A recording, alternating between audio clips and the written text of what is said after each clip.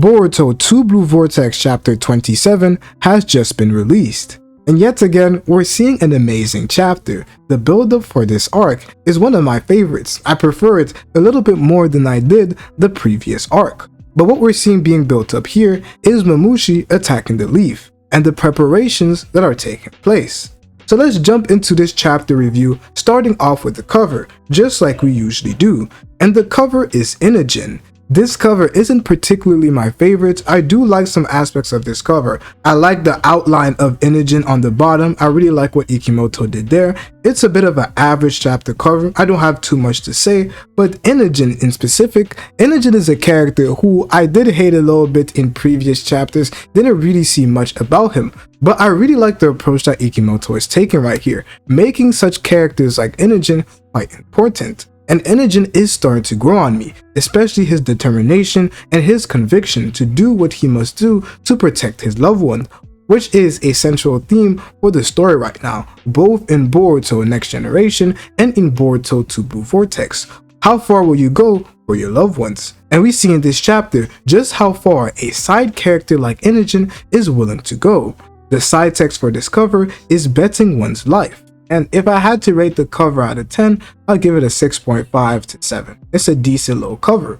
But we jump off this chapter right where we left off. And just like I personally believed, I didn't think that we're going to see Damon versus Sarada or Damon versus Sarada and Sumire. I just didn't see it taking place, especially due to the level that I believe Damon is at. And I'm happy to see that I was right, which was one of the reasons why I didn't make a video on this. What we do end up getting from this interaction is a conclusion to a question that a lot of people have been posing, and that is, why exactly are Sarada and Sumire immune? And here we get to figure out why. The preview for the beginning of the chapter is Sarada and Sumire's immunity to Eida's charm has been exposed. How will Damon counter? And here, we end up basically seeing Damon release them. This was a show of power, similarly to what he did to Boruto and Kawaki, but in this case, he didn't actually fight them. He was just letting them know that there is nothing that they can really do to fight him. This boosts Damon a bit more to me, just showing his confidence. A lot of people did have a theory that Sarada potentially used a secret ability, a genjutsu, from Mangeki Sharingan ability to do something on Damon, but the answer is not that. It's a lot more simple. We're having Damon who is just asserting the fact that there is nothing that they can do. If they try something, they are dead. And this is due to the simple fact that the people who are immune to Eida's ability are those who are going to be able to kill her, because they are immune to that charm ability that makes them fall in love with Eida. And this all basically stems from the conversation that they had about Boruto, and we're seeing its effects. But I really like the way this conversation ends up going, as it ties in the love that they had for Boruto, not as a mistake that Sarada and Sumire ended up making, but something that Eida is quite happy to see. Because there are various theories that were out there that Eida believed, just like a lot of us believed, that if a person is in love with an Otsutsuki, they are thus not affected by omnipotence. But that is not the case, because Eida ends up revealing more information that boosts Kawaki and Boruto's aura, as there are a lot of characters, various people in the village that are in love with Boruto and Kawaki, but they are still affected by that ability. So that is not the reason why. But the reason why is in fact due to something a little bit more simple, but something that derives from Eida's character. The fact that she also desired it. The fact that she desired friends, and because of that desire that she had, it allowed her to actually obtain and make Sarada and Sumire immune, allowing her to have friends. This is something that is part of Eida's character.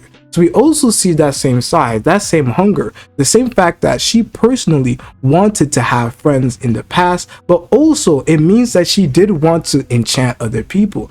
She did want to be desired by people all around her. Is this revealing something about Eida's character too? The fact that at a position in her life, maybe she didn't feel like she was desired.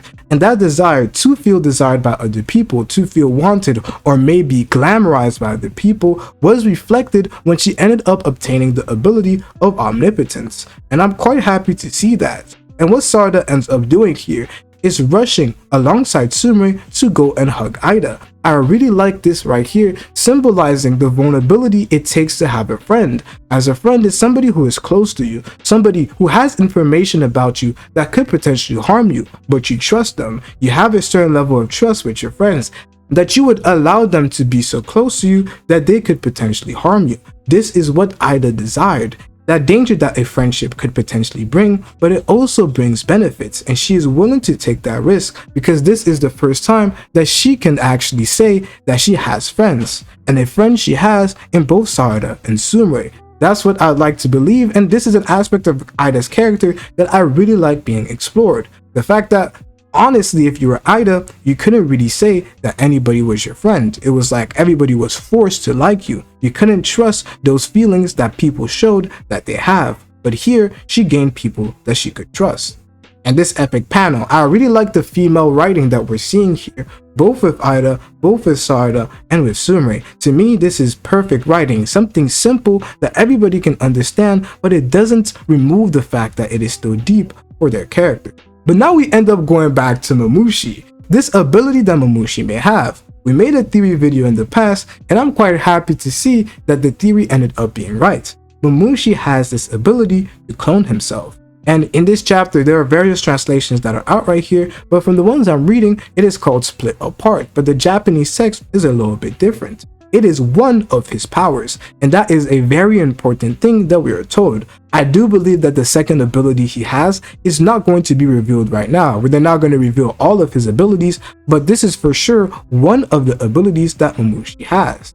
And essentially what is being told to us is that there is no limit to the amount of clones or the amount of times that he can split himself apart. So it is not like the shadow clone jutsu in the fact that there is a limit due to chakra, and even more the fact that there is a decrease in power that doesn't exist with Mamushi's ability, as Mamushi's ability is completely different. There is no difference from the real and clone powers. Their strength and their powers are the same. There is no physical decline, as Mamushi's chakra isn't actually splitting. The main weakness that he does have is the fact that if you want to stop him from splitting, you have to injure his eye, and the fact that he actually does end up losing part of his intelligence. This is what he ends up describing. What I'm curious to see is this something that is universal, or is it something that is applied to the clones only, where the actual Mamushi still has his intellect, but the other ones have less intellect the more and more they clone? Or is it something that affects everybody else? It could be both, but this is something to pay attention to, as it is not very clear in the language, which could be something that Ikimoto uses to give us a bit of a plot twist when it comes to Mamushi's abilities. But essentially, the more and more he clones himself, the more simplified his abilities may become. The way I see this and picture it in my head is that, like the clawgrams are not the smartest, they move through instinct, they're a bit like animals like the Ten-Tails was, and doesn't have real intelligence. The more and more Mamushi ends up cloning himself, he ends up becoming more and more like that Ten-Tails form, that primitive form that he actually ends up coming from.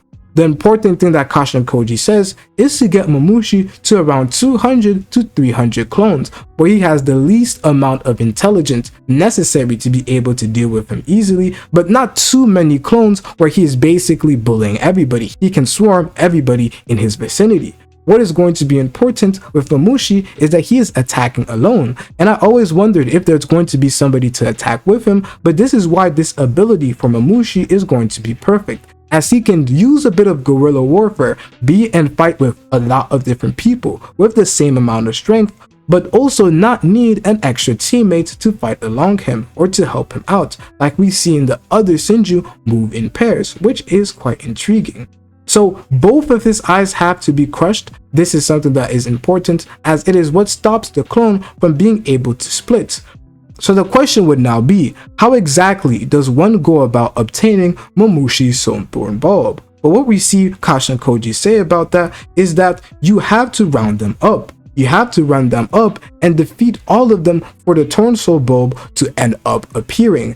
And one thing that is also important is the more clones that Mamushi ends up having, the more they swarm around each other, which is important, as it is probably due to that simple fact that the Torn Soul Bulb has to be in the vicinity of the other clones for them to actually have life. So the more clones you have, the closer around each other they have to be, as they are essentially still one unit and they all share at least a portion of the torn soul bulb. That is most likely why they have to round everybody up and kill them before the torn soul bulb actually ends up appearing. It's also interesting that various different techniques and ways that Mamushi could use his clone ability is explained. One being that Mamushi can't actually keep one of his clones in the hideout to prevent himself from being able to be actually killed and be immortal in a way. That would have been a broken technique, but he has to be in the same vicinity as was explained. And another thing is that he will be fighting in Konoha. This fight will be taking place in Konoha, so he won't be trying to destroy much of the village. Those are the scenarios that are being pointed to. And the reason why he doesn't want to do so is because he doesn't want to feel the wrath of Jiro, as he has a lot of respect for Jiro, and even if he becomes more and more stupid, he will remember that instinctual fear of Jiro alongside that instinctual desire for his target. So no matter how many clones end up appearing, those are still going to be considerations that Mamushi ends up having. As we're seeing another example of here, how much the other Senju actually fear Jiro and respect them. We saw this being displayed with Ryu, the fact that he called Jiro senpai, and we're seeing this here with the attitude that Mamushi has alongside a character like Jiro.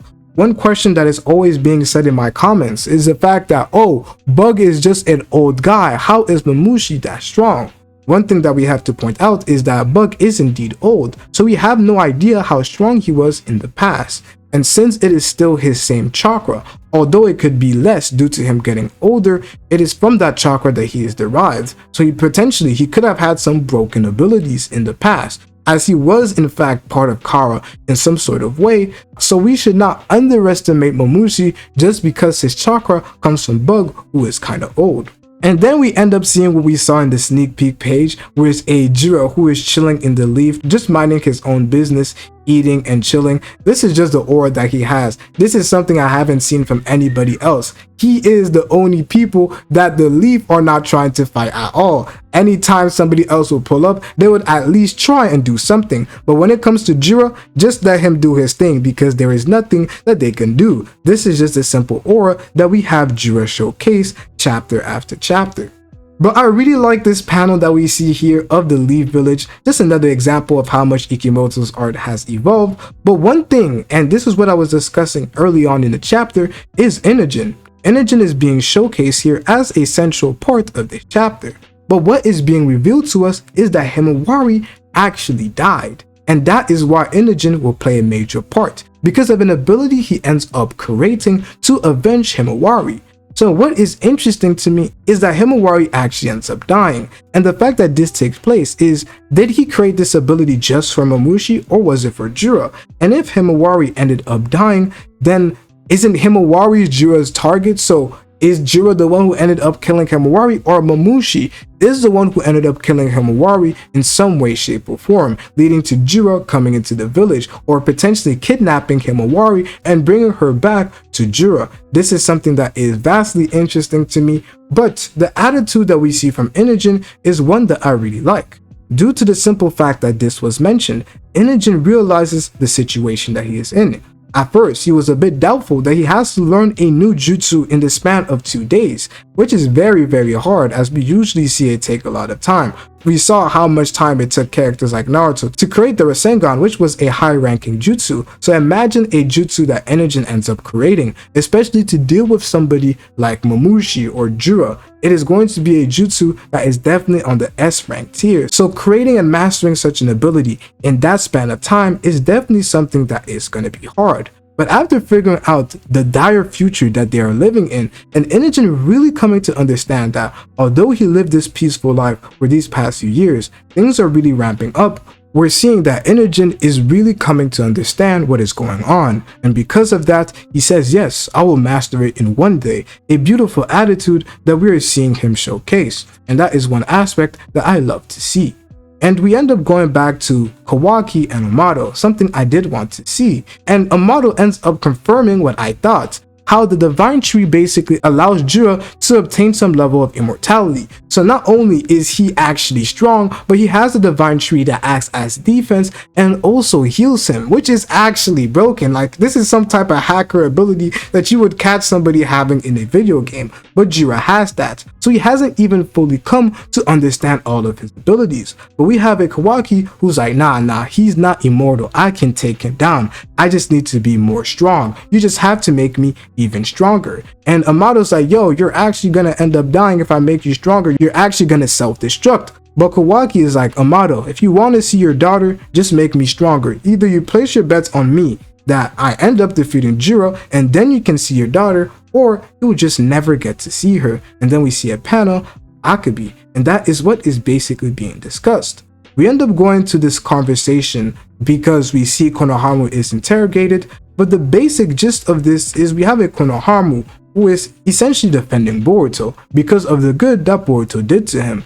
But this guy right here, he doesn't buy any of it. He doesn't believe that Konohamaru is actually working with them at all because of how honest he is, and he doesn't seem like a sly person, a person who may have different motives as an actual spy. He doesn't seem that smart, and that is what is being echoed here. And essentially, this is what we're seeing him deduce. And in that moment, we have Shikamaru Kashinkoji basically asking for Konohamaru's help. He's going to play a role in preventing the worst future to take place, and that is what they tell him with this beautiful aura moment of Kashinkoji saying, would you lend us your strength? And then we're most likely going to see Konohamaru work with them. I like to see that. We end up seeing Sumire leave the whole conversation with Eida and Sarada, and Boruto calmly says, yo, something I would personally say, but he basically asks Sumire in this conversation if she could end up fixing Boruto's sword. This is something that I was quite curious to see. How exactly are we going to see Boruto, who will fight using his sword as it was nicked? And we're seeing that Sumire is going to play a role in that, which is quite interesting as we're seeing what Sumire's role will actually be. Potentially, she's going to be one of those people that play this supportive role of enhancing your abilities, enhancing your sword, fixing things, potentially even helping Kawaki become even stronger. This is definitely a role I can see Sumire play, and this was a question that I had for quite some time, and I'm quite happy to see that. We see that Boruto ends up giving her a scroll to basically give her the directions of the sword, and Sumire say that this weapon could become something brand new, something completely different. But we see here that Boruto doesn't really care. He just wants the weapon to be fixed and believes that Sasuke wouldn't really mind. He just wants a strong blade. And this is where Sumire ends up agreeing. But in this whole conversation, Boruto was referring to Sumire as Prez. But now, just like she said to Sarada, she wants Boruto to acknowledge her as Sumire. And Boruto has a weird expression, doesn't really understand what's going on, and she ends up leaving. But this is where we see Mamushi, and I love this panel right here. Mamushi is in the outskirts of the leaf, on top of their walls, and he is like, okay guys, just make sure that you erase your chakra signal so nobody can know that we're here. But this is quite interesting as it tells us that the Senjus are learning. The Senjus are learning how to better utilize their chakra. As in the past, both Jiro and Hidari weren't capable of doing this. They didn't have this knowledge, but now they do, and now he is going to be able to come into the leaf with nobody noticing. We had a Kashinkoji who said that it was likely to take place between 2 days and a week, but we're seeing the worst future come to be, as it's actually taking place in 2 days. And what did we also hear about Boruto and when his sword will be fixed? It will be fixed in a week. So it probably means that while Mamushi is in the village, Boruto's sword is not going to be fixed. So how exactly will Boruto be fighting? It's going to be quite intriguing. I don't really know, but definitely let me know your thoughts, comments, and concerns about this chapter. This chapter is really good. This is one of my favorite build-up chapters that we have gotten. And right now, this is a 9, an 8.5 to a 9 to me. The preview for the next chapter is the demon army finally attacks, controlling his power and intelligence. Konoha and Eida must hold fast. So Eida is definitely going to play a role. I need to know what you guys think is going to happen in this arc. Do you guys think Eida is going to die? Do you guys think that Damon is going to be exposed? And how do you guys believe that Inigen is going to affect this arc to come? What is his ability going to be like? How strong will it be? Definitely let me know in the comment section below, alongside your personal rating of the chapter. It's been your boy Dynasty, and I'm out, bruh.